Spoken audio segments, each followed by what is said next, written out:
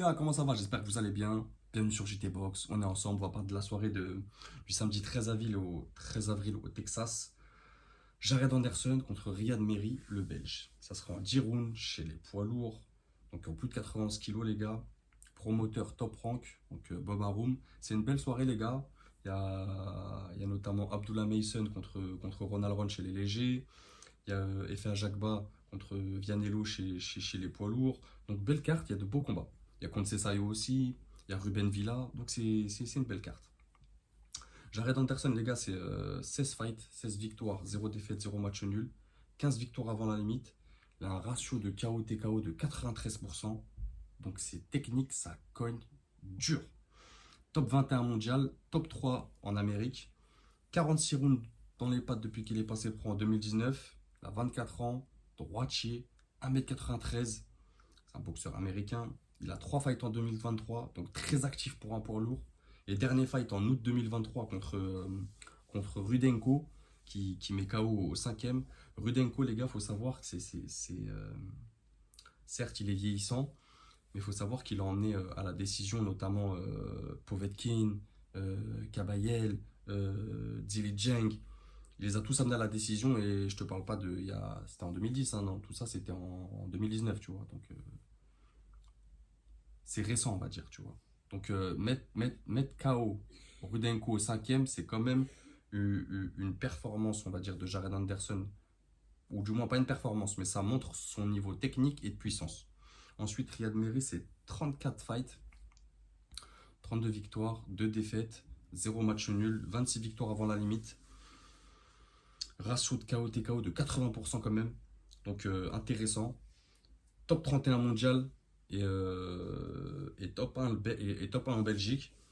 Il a 177 rounds dans les pattes depuis qu'il est passé pro en 2013. Il a 31 ans, droitier, 1m81, donc un peu plus de 10 cm d'écart. C'est un boxeur belge, les gars. Il a 2 fights en 2023. Donc actif quand même. Actif pour un poids lourd, sachant que c'est son 4e combat chez les poids lourds qu'il va effectuer là. Son dernier fight, c'était en décembre 2023 contre Tony Oka, qu'il emporte à la décision, les gars. Donc, bon fight de Riyad Merry, surtout niveau stratégique, tu vois. Il a été présent. Donc, partie technique, les gars, pour Jared Anderson, c'est une grosse mobilité. C'est un très bon jeu de jambes. Grosse présence sur le ring. C'est un boxeur qui sait boxer en avançant et en reculant. C'est un bon jab. C'est un bon travail au corps avec son bras avant.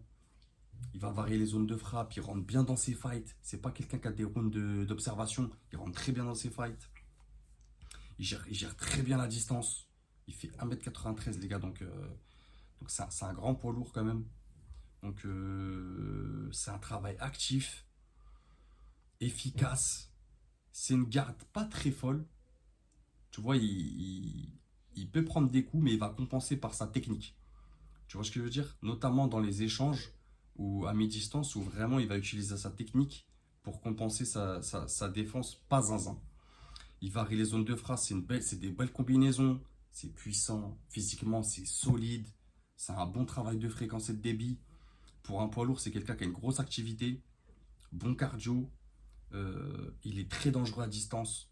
Tu vois, il va se servir de son bras avant pour derrière amener des combinaisons, corps-face, ça va faire très mal. C'est un gros crochet au corps, un bon coup d'œil. C'est un beau travail en intérieur, en sortie d'accrochage aussi. C'est un gros bagage technique et tactique. Maintenant, Riyad Merry, pour ceux qui veulent plus de détails, je l'avais déjà fait son analyse dans le FAT de Yoka, mais on va revenir sur quelques points. C'est très très vif, c'est une bonne rapidité de bras, notamment les crochets à la face. C'est peu de jab, il ne travaille pas beaucoup en jab. C'est une bonne garde hermétique quand même. Vu qu'il est petit, il a un centre de gravité bas, donc hermétique, trapu. Donc ça peut être chiant pour un boxeur grand, tu vois. C'est de bons appuis, un bon centre de gravité, c'est calme, il est patient, il analyse bien son adversaire. C'est un bon crochet gauche et rapide aussi, super rapide. Un peu à une manière de Andy Ruiz, tu vois, si ça peut te parler. Il casse bien la distance. C'est un bon boxeur. Il sait boxer en reculant aussi. C'est un bon cardio, de boxe d'accélération. Il est précis. Maintenant, mon prono, les gars, en ce qui concerne Jared Anderson contre Riyad Merry, je pense que Riyad il va perdre sur le plan technique. Tu vois, il va y avoir une réelle différence et il va vite souffrir dans les échanges. Je pense, et un travail au corps de Jared Anderson qui va changer de niveau, qui va varier les zones de frappe. Tu vois, les gars, je vois Jared par TKO avant la huitième. Techniquement, je pense que la marche avait être trop haute. Au même titre que récemment, on a pu voir un Arsène Goulamirian contre un Zurdo, tu vois, Ramirez. Je pense qu'il y a des paliers en boxe. Et je pense que pour Riyad Merry, là, je pense que ce palier-là, cette marche, elle est trop haute. Tu vois, Jared Anderson, c'est une jeune, c'est le futur de la génération. Il est en pleine montée de puissance, en pleine confiance. Je le vois pas en galère sur ce fight, les gars. Je vous dis personnellement. Je vous dis personnellement. Je vais regarder un peu sur la chaîne, là, on avait fait un sondage. Donc, favori Big Baby avec 62% et Riyad Merry 38%. Donc, en vrai, c'est ce à quoi je m'attendais. Tu vois, même le monde de la boxe s'attend à ce que quand même Jared Anderson soit favori et domine ce fight, si ce n'est le gagne. Tu vois, mais moi je vois quand même Riyad Merry tenter des choses, notamment avec sa rapidité de bras. Je pense qu'il peut surprendre un Jared Anderson, mais tu vois, dans les premiers rounds, du round 1 ou 3. Dans les rounds 1 ou 3, s'il n'applique pas sa rapidité de bras et s'il n'arrive pas à trouver des solutions pour venir déranger un Jared Anderson et le toucher, je pense que ça va vite être compliqué pour lui.